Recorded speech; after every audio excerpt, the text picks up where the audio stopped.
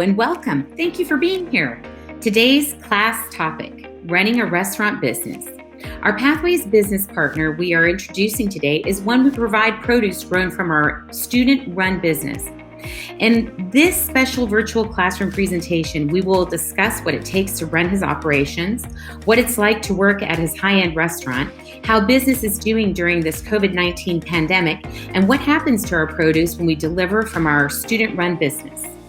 We're doing all of this answering your questions with Nabil Ayub, an expert in the restaurant industry. I'm your host, Barbara Pasachek, career pathway and CTE demonstration teacher at San Andreas High School. And I'm your co-host, founder and creative director of Night Owl Bay, Cheryl Anderson. So sit tight and we will be getting started shortly.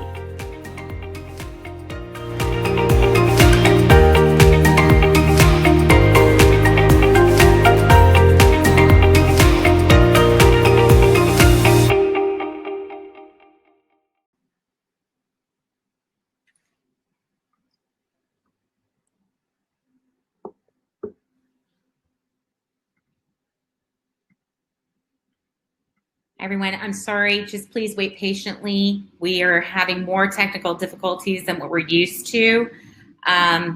So please excuse us. We know what that's like during these times. If it continues, I think we'll just tell you about the restaurant live. So just give us another minute. Okay. Are you guys able to hear me? I'm ready to play this video. Yes, we can hear you. Thank you. Okay, here we go. Hello, I'm Abel Rodriguez, a senior at San Andreas High School. Hi, my name is Coro Jimenez. I'm from San Andreas High School and I'm a senior. Hello, I'm Ruben Gonzalez. I'm senior at San Andreas High School.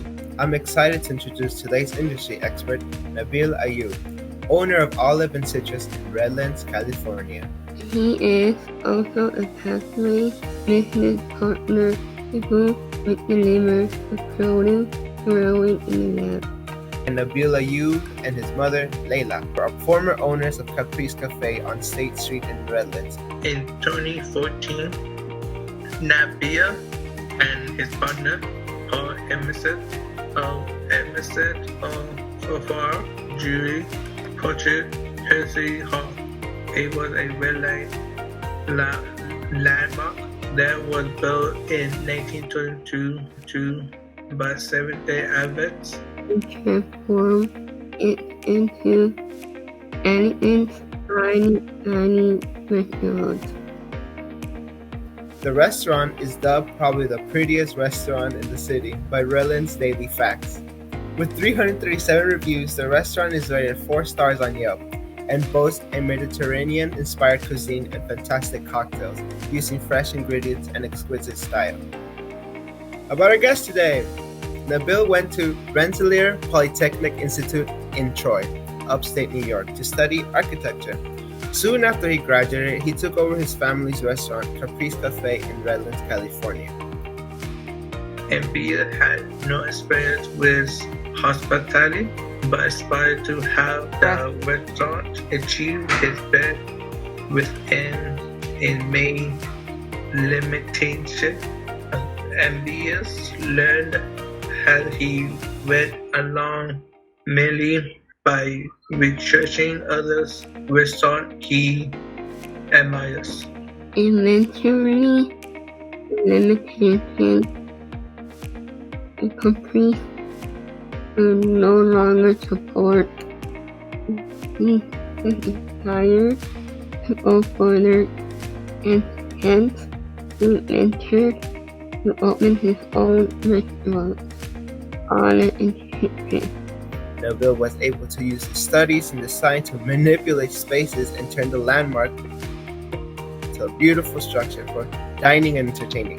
His studies also benefited him with any endeavor that required composition and balance. Nabil attributes his mother's cooking and work ethic to helping him build the more essential foundations and making sure his skills were not all for show. Thank you, Nabil, for taking time to speak with us today. Thank you, Nabil, for taking the time to work with us. Thank you, Nabil. I'm excited to have you. So thank you. This is Nabil Ayoub, and he owns Olive and Citrus in Redlands, and he was one of our very first customers. Well, he was our first customer, and we were able to use him and his expertise at a very nice high-end restaurant for all the unusual herbs and lettuces that we actually grow in our demonstration teaching classroom in our greenhouse, and make deliveries to him. And then he was able to help us with the taste and the texture to make sure that we were getting our produce, ready for everyone to eat and enjoy. Thank you. So today we're going to be talking about running his business, what it's like to work there, how he's doing during this pandemic, and also what happens to our produce when it gets to the restaurant. So thank you, Nabil, again for being here. Thank you, Ms. Pasterchek, for hosting, and all of you who have attended. We're excited to get started on this great and important topic. About how you have a degree in architecture, and maybe you could share a little bit about that, and a little bit about how you got into the restaurant business, and that not being your major in school, but how all that kind of tied together to where you are now today. Well, my parents opened the restaurant, so I was in school, and my future was going to be design, but circumstances dictate, where your life goes. So it turned out that they needed me, so I came back right after graduation, more or less, and took over the business, and I realized that actually I enjoyed it, and what I enjoyed about it was actually it had like hosting qualities. You are actually hosting people, and not at your home, but somewhere else, but you still like hosting and enjoying and meeting others. And so that part of it became very dear to me, I guess. Also, it gave me possibilities. Now I can look at different foods, different drinks, different beverages, different ingredients, different everything, like from a plate to a glass, and I kind of shop around. I'm like, wow, I can do this, I can do that, and I found out about like a whole world of hospitality just from that little world. And I'm still finding out more and more, actually. So it's huge, especially as like the world opens up and become more connected. So I think like potential to keep on going is there for sure. And also the way I love architecture. That's still my greatest passion. I love designing this. I can spend hours just changing lines. So why can't we make this restaurant different? What's wrong? What can we do to make it better within the limitation? Because it had a lot of limitation where it was, blah, blah, blah. Financial limitations also. So, a lot of it was like a Home Depot project. What can we get? And make it look nice. So that gave like an outlet to my desires, I guess, hand in hand. And once you change something, everything else around you needs to change as well. So like the food started to need to change, and the style needed to change. Yeah, because one thing, it's a ripple effect, and you have to keep on working on it. And here it is.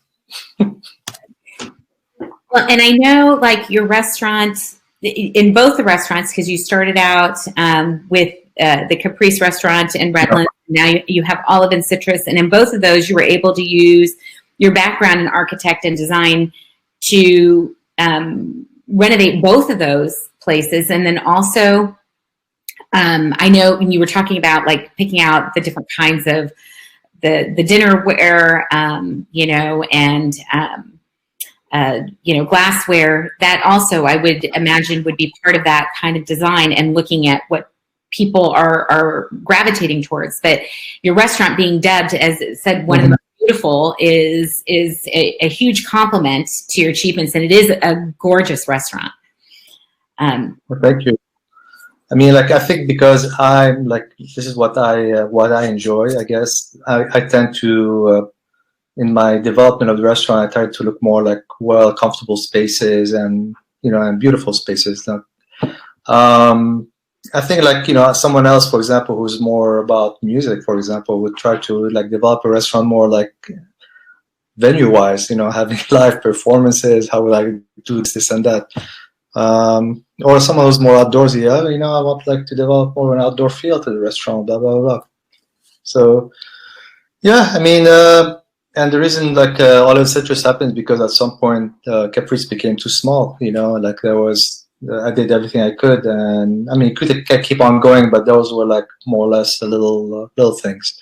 And I tried to find opportunity, and it presented itself. It was a big, generous building, and we could do more there. We can actually, try to work our ambitions, see if they actually will work. And ambitions will work if you put enough work and if enough people believe in you, I guess. And and here, this is where we are now.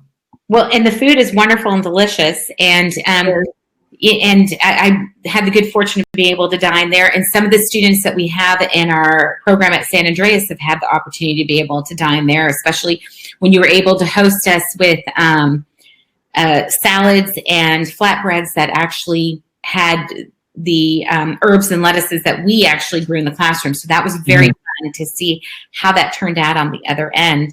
Yeah. And there are a lot of steps and layers into, running the restaurant, like you were saying. So there's the beautiful, you have to have a building and something that appeals to everyone. And your restaurants are unique and pretty. They're not a chain like a Red Robin, or Chili's or something. These are very unique restaurants with very unique menus. Mm-hmm. So the style and coming up with the menu and, the employees that you have to think about hiring there. Could you expand a little bit on maybe those two topics? Yeah, I like you like bring up these chain restaurants, and the difference between a chain restaurant and independently owned restaurant is personality, and it's chain restaurants don't have personality, or they have one, and it's like a monotonous one, and you don't look at it. Oh, this is Applebee's, this is whatever it is. They all look the same more or less. But independent restaurants have personalities. Why? Because whoever is running them, owns them, or operates them has a personality. And they're doing their things their ways. Yes. As for food, ingredients, all that, I mean, I grew up in a family where, the standard of eating is pretty high just because my mother happened to be an amazing cook. It's, something that she was born with. This is her talent. She knows what tastes right or not. And it's all a question of balance, really, in the end. It's like, is it salty enough? Is it sour enough? Is it sweet enough? Is it bitter enough? What is the texture? Those are this is what actually makes a dish, those things.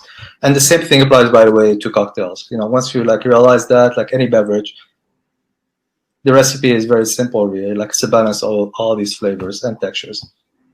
So we had my mother, Leila, who was really good at that. We had my dad, who was a very critical man and very, high standards.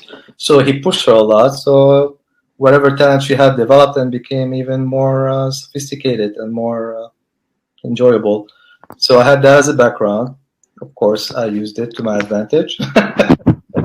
Come on, let's go. Let's go further. Leila, you can do more. We can do more. Let's go and do more.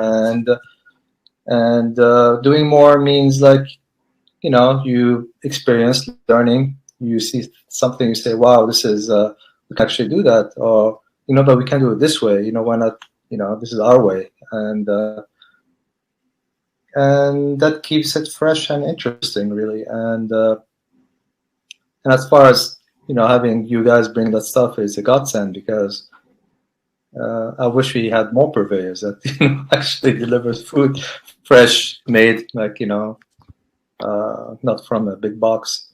And ideally, we would like to have more of that. And that would dictate the menu. This is what we have, and makes it more of the moment. What happens with the produce when we do deliver it? I know some of the students were asking some of those questions. Yeah, it's when produce arrives, someone receives them, someone from the kitchen checks them out, and first thing we do is big count of them, stock, I guess, and store them in the refrigerator. And then, depending on what arrives, we decide what we need to make right away. For example, if you had like basil, they don't have much of a shelf life. Ideally, those you want to use it in 1 and 2 days. So we very quickly, either add them as garnish, chop them up, or make pestos or salsa, like salsa verde, stuff like that.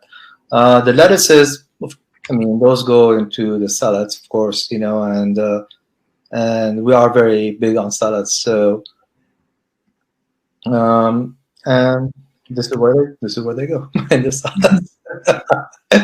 And yeah.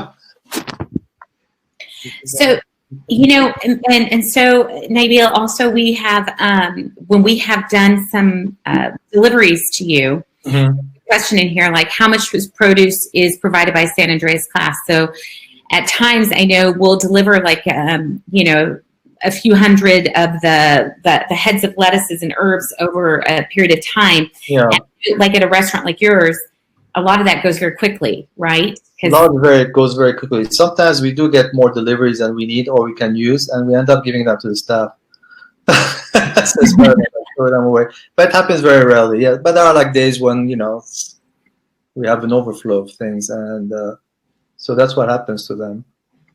Yeah. So, but in general, like your restaurant does use it uses quite a bit of produce, like you were saying, with cocktails, with the salads, and not just one type of lettuce, but you'll use multitude of types of lettuces. Correct. That's texture and flavor. Yes. So different lettuces have different textures and different flavor profiles. So we also have what we call the market salad, basically, where basically it's whatever is available, we toss it together, and that works because that's what a salad is all about, really. It's kind of a salad bowl, like multiple flavors and textures. Yeah, that's and I was I was looking at the chat to catch those. I don't know if I'm missing anything in there, but I also wanted to ask too, the staff that you have there. You'll have staff who seat people at the restaurant, so they have to know where the available spaces are, and then you have your wait staff, and then you have people who are preparing food. Can you talk a little bit about, do you have to have a food handler's card, and then what kind of qualifications you expect for people to have in order for them to be employed there? Okay. Yes, food handler's card is essential. Every personnel needs to have one to work in a restaurant. And it's a good thing because it does warn you of what is safe, what is not safe. It's good practice, to even take home with you, and make the world safer, healthier, as you can see. I mean, look at our situation this year, and maybe people have developed better habits because of the COVID-19. But those kind of things affect large population, like a huge swath. So it makes sense to be aware of your hygiene and your practice. That's one requirement. The other requirement is that you speak English, I guess. I'm kidding. But I don't know, we have different positions, and you can be a host, you can be a bartender, you can be a barback, a busser, a server, a dishwasher, a prep cook, a fryer, a grill person, garde-manger, basically. Actually, the garde-manger is what uses your lettuces, by the way. A garde-manger is someone who is in charge of anything that's cold, so like salads, terrines, pâtés, cold appetizers, called the garde-manger in French, and that's a position, garde-manger. So if there are different positions, depends the position you're trying to fill. So the skill there applies. Personality always applies. Work ethics is always the most important thing, probably more important than anything else. Do you take your job seriously? Do you come on time? Are you there when we need you? I think that's even more important than skill in a lot of ways, because it's better to have a hand than not to have one. I would say that, the reliability. And then after that, judgment. Having good judgment is very helpful. How do you deal with situations? Did I lose somebody or? No, I think Cheryl, you're sharing something? All right, sorry. Yeah, I was trying to share some pictures of the food. It's not showing me for some reason. The pictures. So going back to reliability is judgment is very important. How do you handle a situation that can become hazardous? How do you handle unhappy guests? How do you handle, another part of judgment, say you are at the table and you're just presenting a steak, for example. Is there a steak knife, on the table? Do they need anything? Can you look around? Can you see, perceive, and appreciate what is missing? And because in the end, you are a hospitality business, so you make sure everything is ready to go. And I want to share a little here too that, with everyone, years ago, I actually worked in the summertime for one of Nabil's restaurants. And I want to tell you, as wait staff, and when you work at a nice restaurant like that, you make really good money, but you have to know your job. So there's a lot to learn in a nice restaurant like this. Like you heard Nabil say, does somebody need a steak knife? You're going to have to be aware that you need a steak knife at this restaurant, that you can't just cut things with a butter knife, that you have to be aware of what the customer's needs are. But the tip money was really, really nice there. There's a big difference between working at a restaurant. Like if you're working at a fast food place, it's not it's a minimum wage job. And if you're working at like Applebee's, maybe okay in tips. But I know of some people who were teachers who in the off season around the holidays would, when it gets very busy around the holidays at the restaurants, they'd go back and they would want to work for Nabil again because you made really good money in tips and it was very busy. So you can make a very good living working as an employee at some of these restaurants as well. It's very, very different. So just to educate you on some of the jobs and the possibilities, but you want to have some experience and pay attention to the restaurant that you're working at. I would say servers make good money, and also bartenders equally. The other positions are not as money making, especially because the way it is set up right now, and people are trying to change that, where the tapes cannot be pulled started, we could not pull tapes and distribute them more evenly, and servers were tend to be greedy, they want to keep it all. But I think in the long run, it'd be best if we are able to create more of a fairer way where tips are shared more equally, and we're doing that actually at the restaurant. We take a portion, and the servers have agreed to it. We had a meet and say, hey, how about we do this? And we agreed that we take a certain percentage of their tips, and it's a pretty high percentage actually, and we share it with the kitchen just to make the wages more fair, more equal. Having said that, someone in the kitchen, we call them back of house versus front of house, who are the servers, bartender, bussers. So the back of house, who are dishwashers, prep cooks, expo, and I'll talk about expo later. They don't make as much, but they tend to be more about the job they are doing. I think someone working in the kitchen is someone who's interested in the kitchen, not necessarily in working in a restaurant, but likes to cook and likes that environment. So there is that sense of satisfaction they get from the work that maybe front of house does not necessarily get. Maybe a bartender does it, but because it's more like a mix of front of house and back of house, a bartender. They're cooking and serving at the same time. But the rewards are there if you like to cook. And eventually you can open your little place, and to do that you need a lot of experience. So, and opening your place is very difficult. It's very hard, but if you want to do it really, and it's rewarding, I suppose, right? Well, we've been reaping the rewards. Cheryl, you're muted, so if you're saying something we couldn't hear, sorry. Someone asked if I deliver food. We actually do deliver food on request. We use one of our employees to deliver food. Yeah. And so during this time, you aren't quite you're not open right now, right? No, we're not. We like closed like when they asked us to close, and we're looking maybe another 2 weeks. Who knows? We'll see. And most places are doing takeaway. You've done takeaway, and then you're saying that you deliver food, and then right now we're going to do takeout only for Christmas and New Year's, just for those occasions, and then we're going to be closed till reopen again for outdoor dining. What are some of the biggest learning experiences that you've had in opening this new restaurant? Learning experience. I think the learning experience is just the experience itself. Opening it, I was looking at a tsunami coming at me, but I went with the wave, and now I am much more comfortable with it than I was before.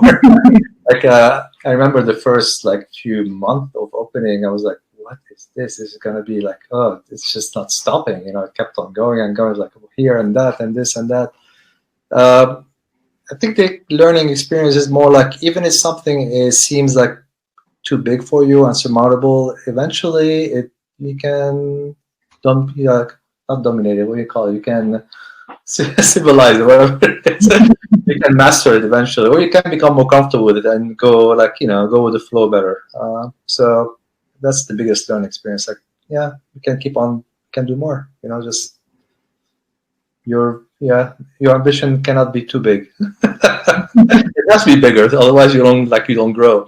So I feel like I've grown because of this, and that's the biggest benefit I can see from that. It's better.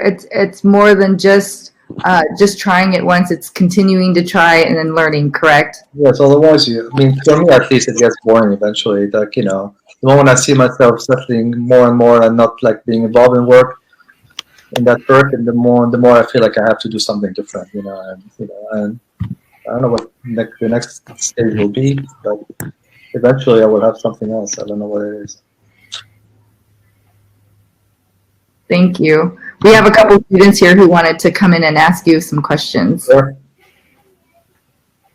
Hello. Hello. So I want to ask an interesting question I thought of. What is the hardest thing you have to go through when you were first running the restaurant business? Yeah, this is a question I was asked yesterday, and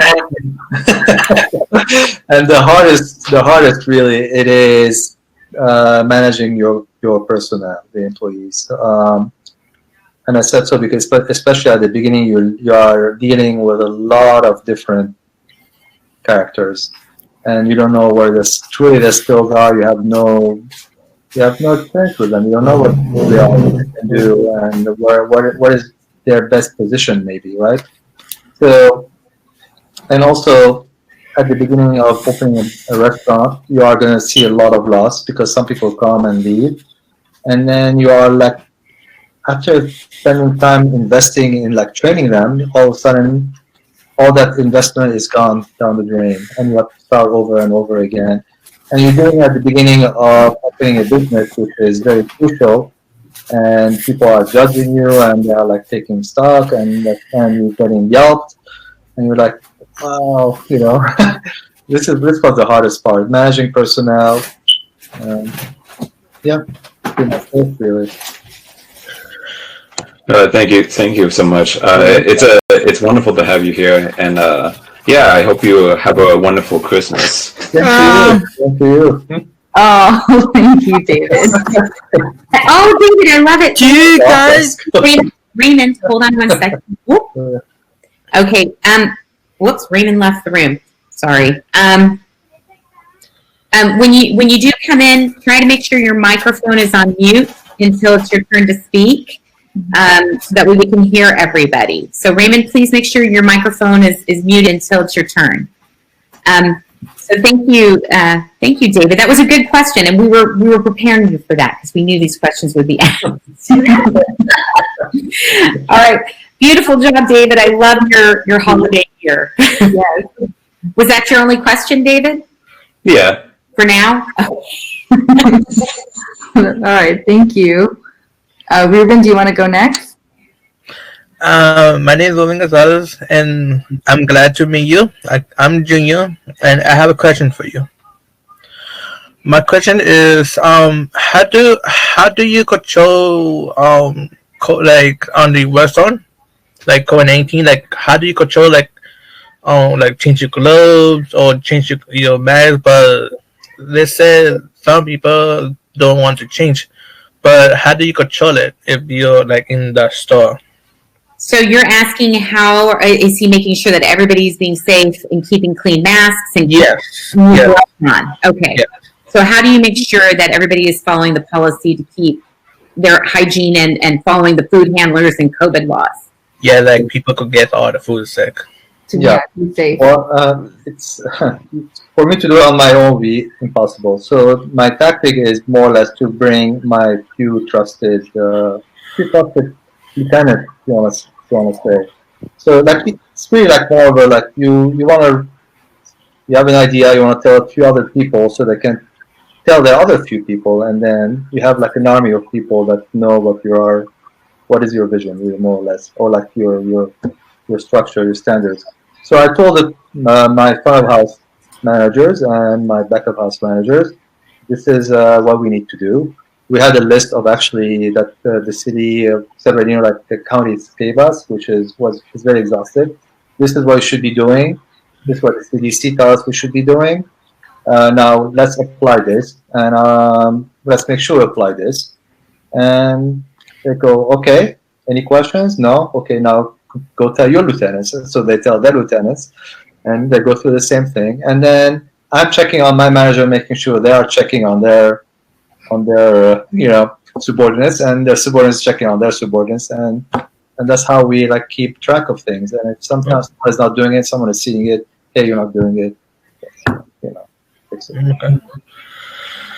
And how on a question, like our school, we know like we you give to the salad. How do you clean? Like how you could tell if the salad are sick or not, or like how you could tell if they have like sickness, or how you could tell if the salad, quality. If the salad or any ingredient, you mean? Like everything that comes produce that is to be eaten raw, especially, is washed before it's actually stored. And thank you for reminding that. So we wash them and store them. As far as like meat, like the other stuff, proteins, cheeses, those arrive pretty fresh and get used very quickly. So, I mean, the danger would be for them to rot in the fridge. So our practice is to date everything that comes. Like this meat came on that day. So you put a date on it. And putting a date gives you an idea how long it's been there. Also, any prepared food such as sauces, dressings, creams, all that stuff, also get put in containers and they are dated. There's name on it. This is like tomato sauce, 12, 20, 20, right? So this is like the best practice to do, actually. Make sure you like wash your ingredients and before you cook or serve, and make sure you date everything that arrives so that you know how old it is there. And the third thing is use your sense, because maybe a cheese came to you rotten, or just the milk came sour. There's some error at the somewhere, so you have to use your senses. This is what the health department teaches you when you get your health certificate, right? To recognize things that are sour, that are gone bad. Oh, this container is bubbly. Why? It shouldn't be bubbly, Then it's bad. Throw it away. So those are the things, Good questions, Ruben. Thank you. And nice to meet you too, Ruben. Let's make sure, we got to give Raymond, and we have other people in here a chance. So if you have another question, we'll let you come back in, but we want to make sure everybody gets a chance in here. So Ruben, if you have another one, raise your hand again and we'll bring you back in. Raymond, I think, has something. And then this is not Daniel in here. I think this is Miss Baglian. And so, Miss Baglian, there's at the top of your screen, there is something that looks like an old-fashioned clock. It's your camera next to the mic, and they need to be blue in order to be on. But we're going to let Raymond ask his question next. So ask slowly, Raymond. Do you deliver food to their house when they order the food? Yeah, I think he answered that one, right? Yes, we do. We don't have a lot of deliveries. So right now, because not many people are asking for food delivered, we are relying on our own staff to do it. Yeah, if it grows, who knows what we'll do as far as like maybe get a third party to do it. But right now, we deliver our own food. Okay, and you do online ordering, so then people Yes. can pick up then. Correct. So, and then we can look at your restaurant online as well too. So we'll make sure when we send this out at some point, maybe we can send out some more photos and updates too with your link. That was good, Raymond. So yeah, but I think he answered that. He said yes, they do deliveries, but with their employees earlier. So that was good. Do you have another question? Oh, that was it. Okay, and then I think this is Miss Baglian. Can you turn on your microphone? It's at the top of the screen in your camera. Is that my camera? Okay, cool. Hi.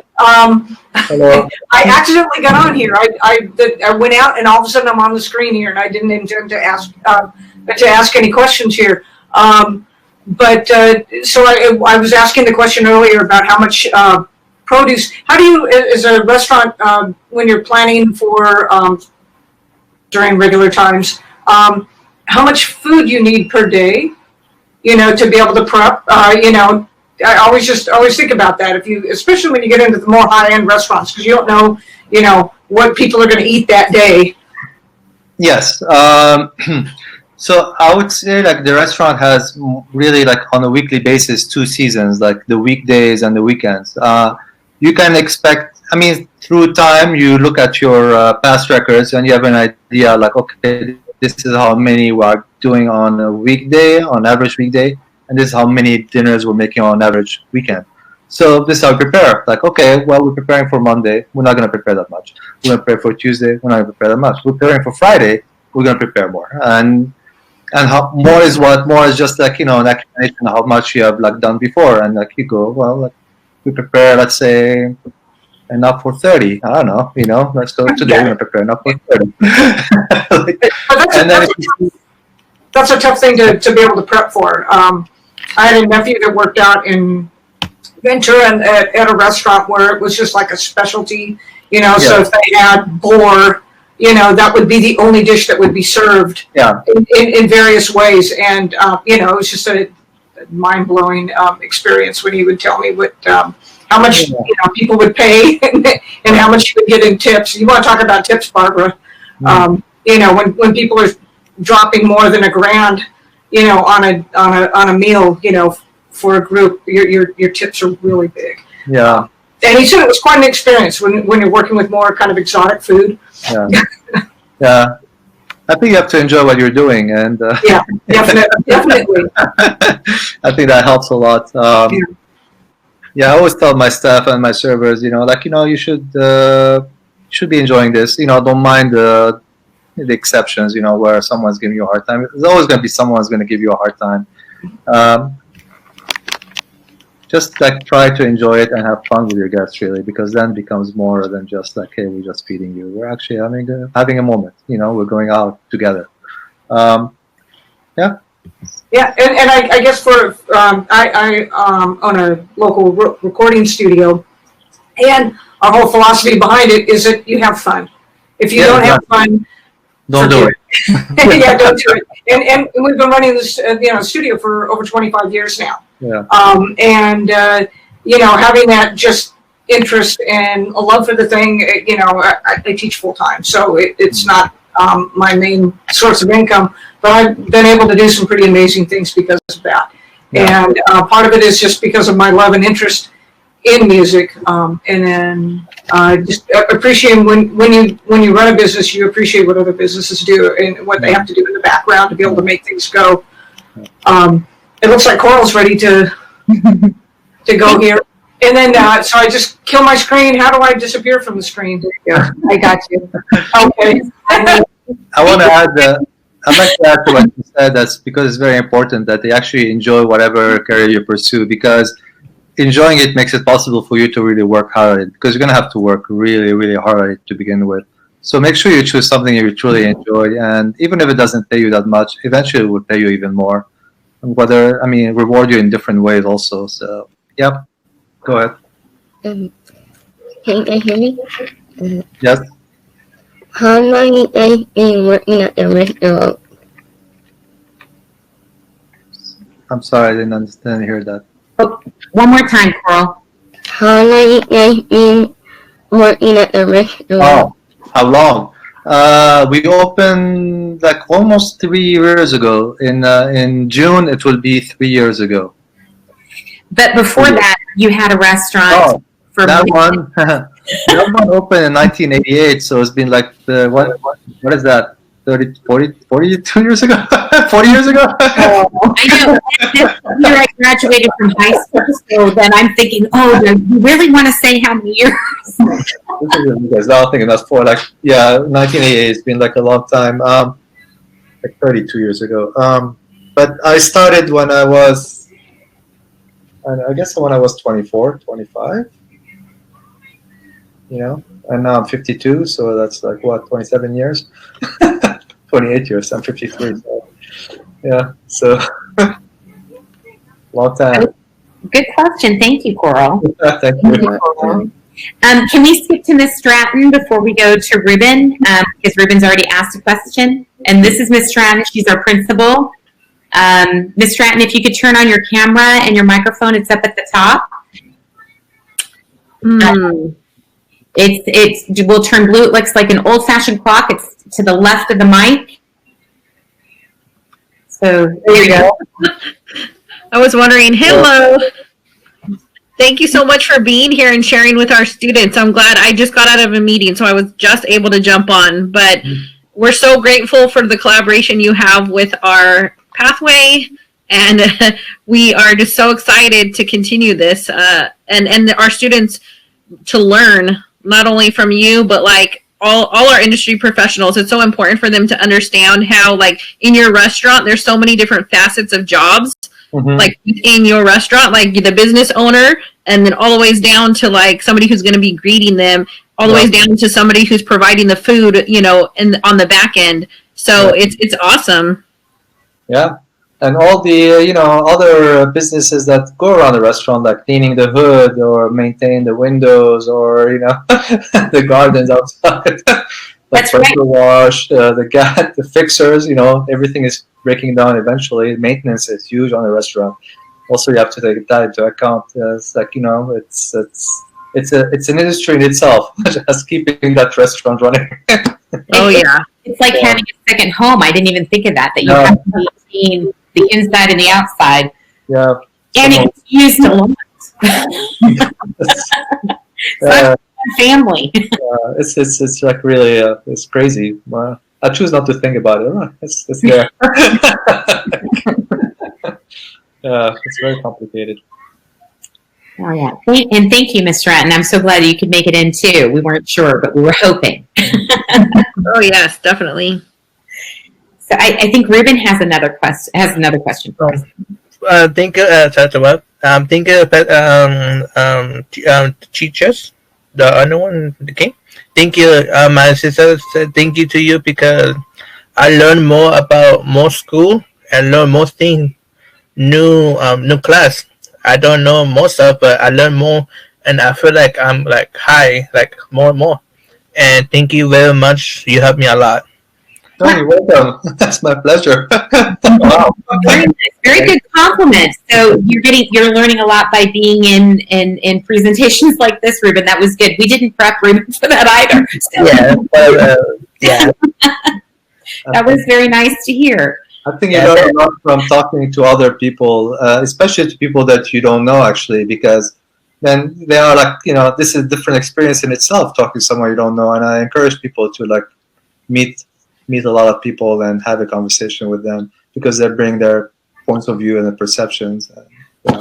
Well, it's nice because they don't just hear from us how important it is to be on time. Exactly. or how important it is to have your food handler's card and follow those rules, they see, okay, they hear it from other people, and it's more meaningful than us just getting on their case, like why they have to be on time, or why they have to have good hygiene, or why it's important to wear a uniform. It's Mm-hmm. And Sarah Rodriguez just mentioned that communication is also important on the comments. And you talked about that actually with us yesterday. How important.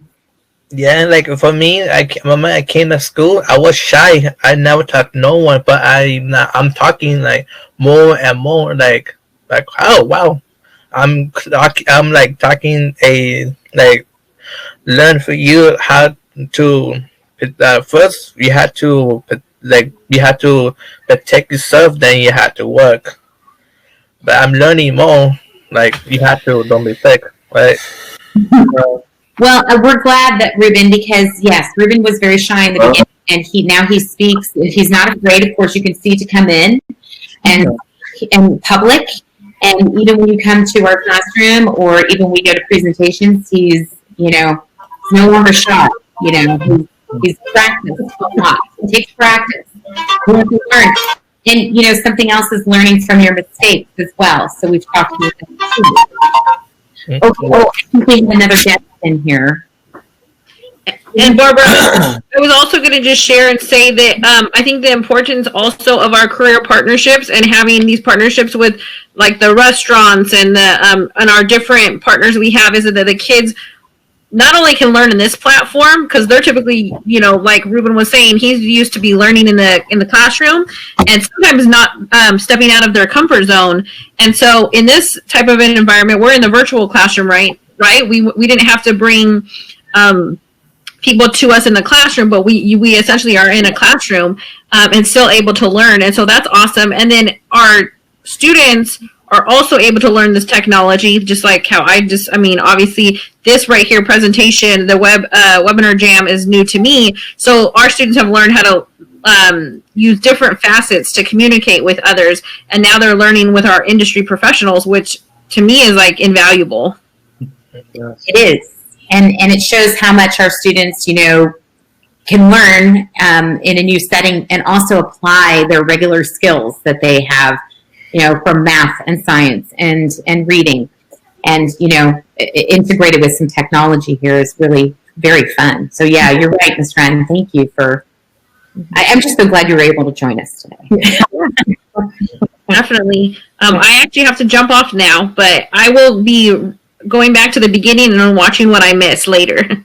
Thank you, Ms. Stratton. Have a good day. Thank you. Too. Thanks. Bye-bye. Thank you. Oh, where did Benjamin go? Oh, there he is. This is Benjamin, right? Hello. Hello. Did you have a question for us? I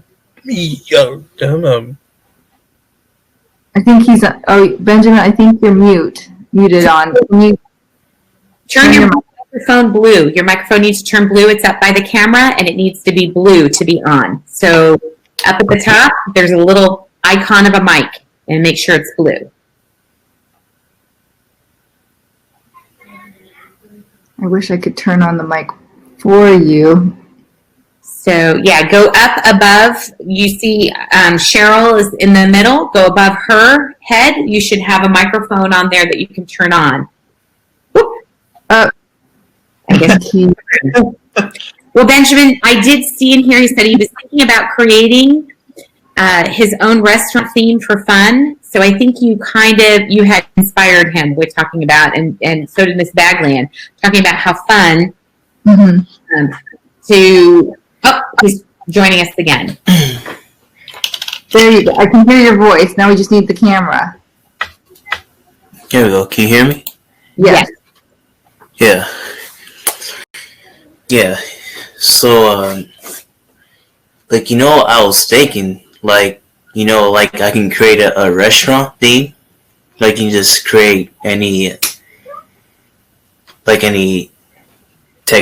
Like, you can create your own theme restaurant. Like, you just, make yourself or some, you just, create a design, which restaurant you want, Yeah. Yeah, I can create a restaurant. I was thinking. You're thinking about creating a restaurant. So were you inspired by what Nabil and Miss Baglin were saying about you find something that you really like? Is there something that you're really interested in? Yeah.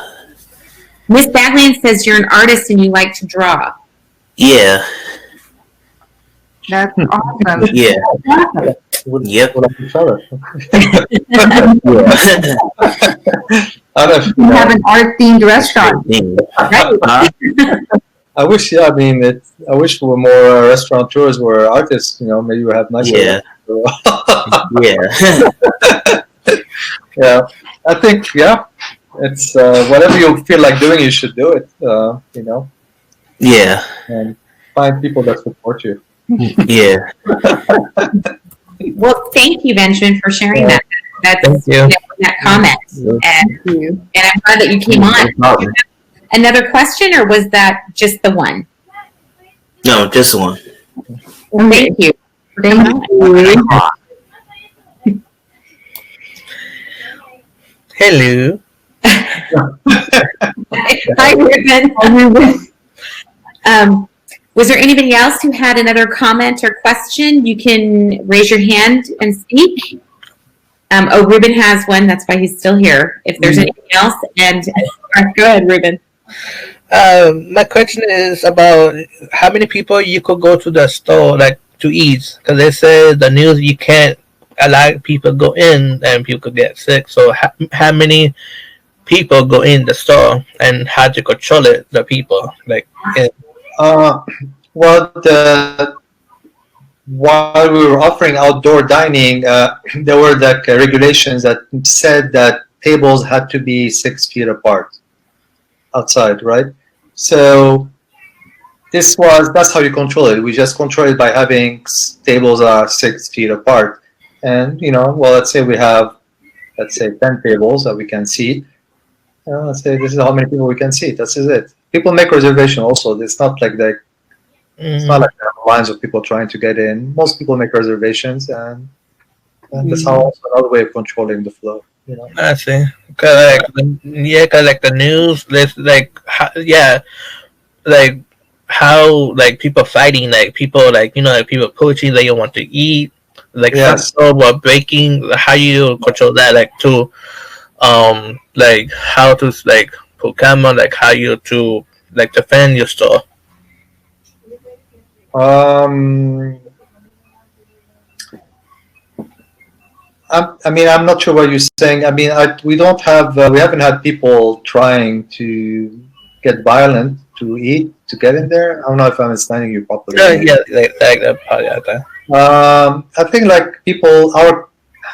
think our customers know us and we don't expect them to behave strangely. They respect what decisions we make. I think if anything, they might fight for us if we ourselves decide to revolt against it, but we're not revolting. We want to follow the rules. So they have to respect it. And if they don't respect it, they can go somewhere else. And that's what they will do eventually, right? But this is what we're doing, and you're welcome to join us if you agree with it or not. Agree with it. If not, what can I tell you? Essentially, people have choices, and so, like Nabil was saying, they can go somewhere else. But most people seem to be behaving. The only times that we see people not behaving is maybe it's not really at a restaurant. Maybe fighting over the last roll of toilet paper. That's my sister actually question. Why people fighting for toilet paper? I think a lot of people are asking that question. We don't know. Wow. It's a toilet paper fetish. And that goes right along with being able to, communicate with people. And, if people get grouchy or they're upset, being able to talk to them and talk to them nicely, and when you're in service, go ahead, sorry. No, you're right. But actually very often, quite often, let's say, it seems not to be enough. There are sometimes you cannot win you cannot make things better for some reason or another. And that's like the frustrating part. Like there are always these moments where you cannot do anything. You feel helpless completely. Mhm. I had a question, Nabil. Yes. When you're looking for, people to supply you with your ingredients, what are you looking for? What makes someone appealing to you to work with? Well, I mean, again, that would go back to the same thing I value in employees, right? Because also, they are kind of like your employees in a different way, like contractors. So we value also like reliability. If someone is going to bring me shrimp and the shrimp is on menu, I want to make sure when I order shrimp, the shrimp arrives. So being reliable, answer your questions, be there for you when you call. Like for questions and information. And also, of course, quality of what they're like, they're offering, right? I mean, who has the best Santa Barbara shrimp? If we're talking about shrimp, or who has the best selection of cheeses, because that's very nice. Because that's good for everybody, for us and for the customers. We learn. We're like, oh wow, this is available. Now we can offer it to you, and there's something you have. Let's learn together. This is what they're making in Vermont. This thing is probably the best cheese in the world. It's made in Vermont. Do you know about that? No.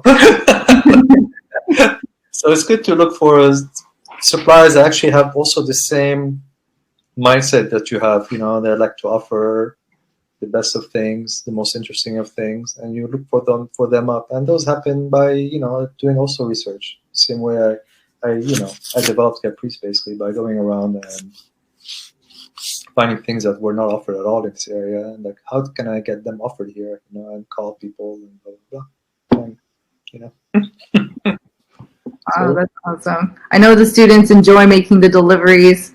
They haven't had the chance to do that since they haven't gone back to school, so they really do miss delivery day and saying, "Oh, we get to deliver to the restaurant." So they get really excited to even, and your staff has been very nice and accommodating to them. They answer their questions and they show them around. So it's a real treat to be able to work with you. And I know as a class, they do their best to make sure that the plants are taken care of well, and that we deliver the best for you. That's awesome. That's really great.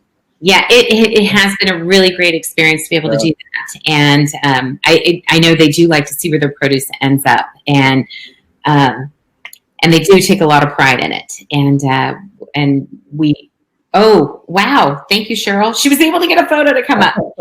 Yeah, so these are some of the things. I think you were using some of our flowers in there. Yeah. And some of our that looks like arugula on the flatbread, and then our mint. Yeah. Oh, and then there's some other photos from microgreens. Do you like the microgreens? I hear you guys really like using the microgreens when we get to deliver those. Oh, yeah. It's a garden, That looks delicious. Yeah. Are you on growing all the things, different things? This is one of my favorites for breakfast is your avocado toast. Yeah. Wonderful. And all the different, microgreens. I've eaten that a few times there. It's very wonderful. They're fun. Yeah, bites of flavor, intense flavor. It is. And I want to ask, I would hope that you would want to do this with us again, so that way maybe we can get through the next time. There won't be any glitches of this running through, so we can have a clear run and have all the photos and the video running in the background. So I'm asking, I'm asking on camera. Would you do this?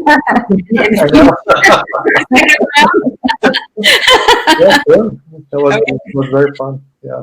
Absolutely. I know Sarah's been trying to get in here several times, and I haven't been able to ask her. I don't know a question. If you Sarah, if you can type it in the chat, we'll be able to ask Nabil, because I've tried to bring you in a couple times and it hasn't gone through.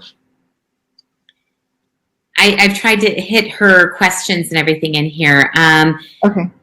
There's one in here. She said, "Is it better to get your produce from a smaller corporation rather than a mass farmer, or if there's anything that has been like chemically cleaned produce?" She wrote in here.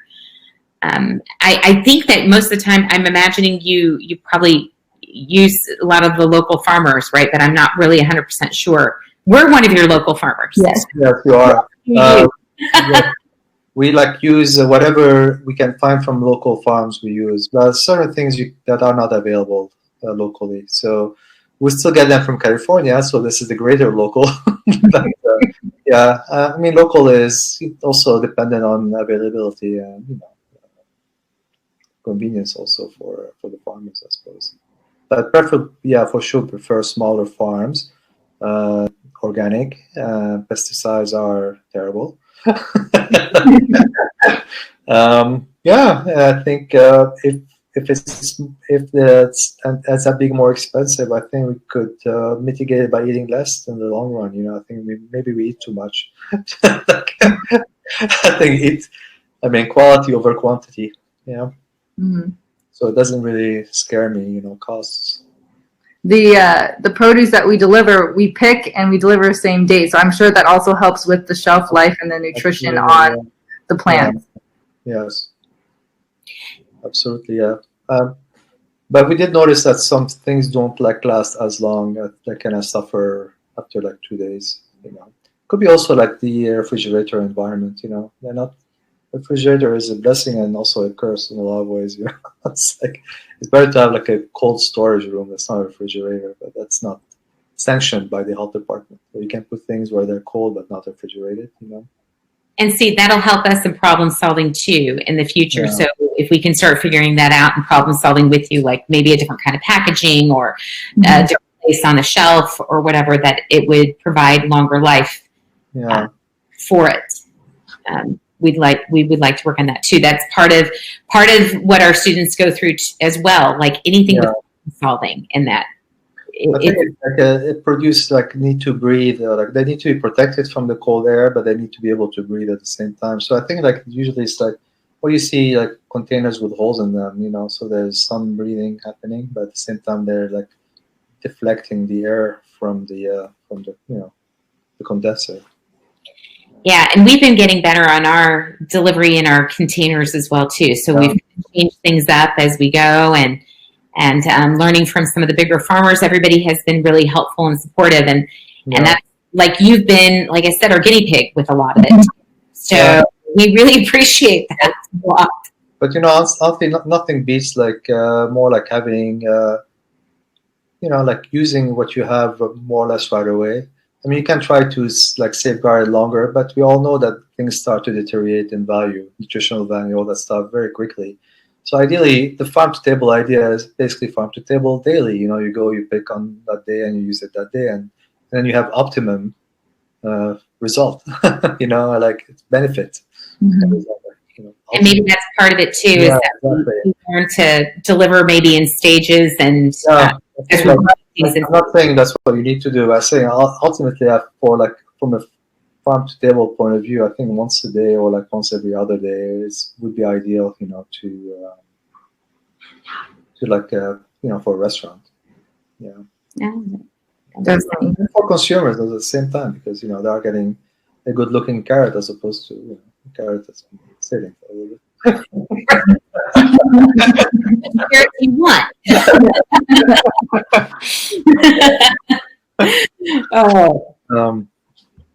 Thank you so much for taking the time to be with us and sitting through all the technical difficulties. We appreciate. We overcame it. We overcame them all. And I can't wait to, I know I probably speak for most of us here. We can't wait to be able to get back into the restaurant over there and enjoy again. But you see adversity as I see it. I mean, of course, the situation is terrible, but it's an adversity you can use to your advantage at the same time. I'm using it at the time to, reboot. This is a good time to rethink things, the things that were not working, and change whatever.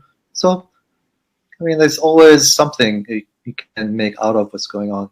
So it's not all despair. It's a good opportunity to learn as well. That's nice. That we have to have some sort of positive outlook. Otherwise, right.